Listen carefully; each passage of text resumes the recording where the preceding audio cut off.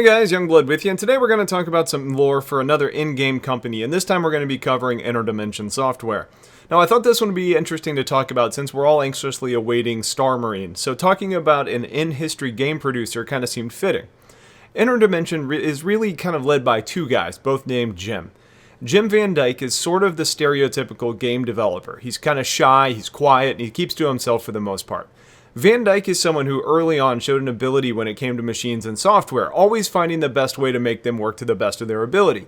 And that passion for machines, as well as having his own gaming background, pushed him to start getting into game development instead of going to school. And this is when he started to develop with a publisher known as Peregrine Press.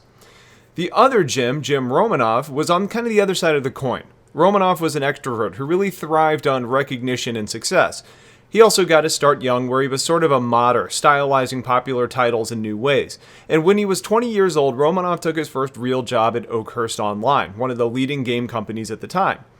Now, working at that company is when he really spent his time trying to develop Henry Garrity's Ultimate 3 game.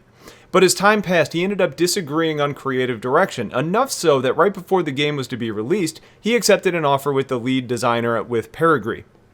And it was at this point that Van Dyke and Romanov met and rapidly became sort of a dynamic duo, a unique combination of being shy and being extroverted. And they somehow became fast friends as they worked towards their first game together, which ended up being Admiral Cool versus the Karate Dogs from Mars. Admiral Cool was released as a free-to-try game that really helped spread it across the spectrum and made them household names.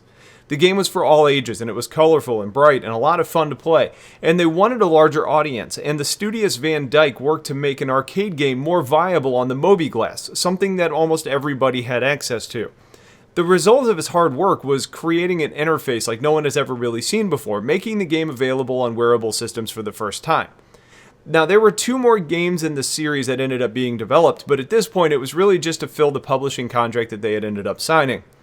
After seeing the demos of more ultimate games, Van Dyke wanted to push technology again, really trying to break the level of immersion and make the interface work in a fast-paced, action-oriented environment that was more in line with the look and feel of games that Romanov wanted to create. They moved past the kid-friendly game styles and went into more gritty and accurate imagery that ended up being based on the wars that were set in the Messer era, leading to a game that was known as Tiger 3D. Tiger 3D was both renowned and sort of rejected because it had just unparalleled level of realism, but also was hailed as a shameless attempt to profit off of a bloody history.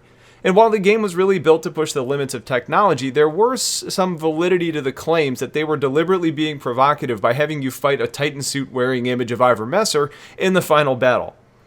So even though that there was some protest and people claiming that the game was in bad taste, the Tiger 3D game was enough of a hit that the company was rapidly growing. And in 2941, the two Jims left Peregrine to start their own development company known as InterDimension Software. And this is where they had really set the goal to use innovative technology that targeted more hardcore players.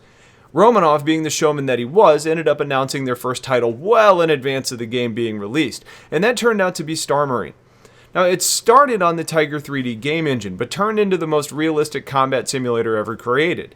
The goal was to immerse the player as accurately as possible into the intensity of real-life battle for your life.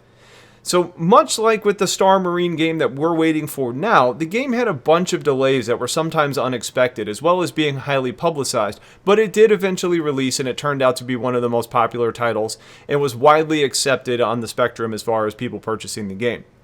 Now, when they ended up being asked why the game was so successful, their response was, because it's pretty damn fun. So that's the background behind InterDimension Software, and a company that we're all probably going to end up being pretty familiar with as the real-life Star Marine is preparing for launch. So if you have questions on any of this, please let me know. Otherwise, stay tuned for a whole lot more content coming soon. Have yourselves a wonderful day, and take care.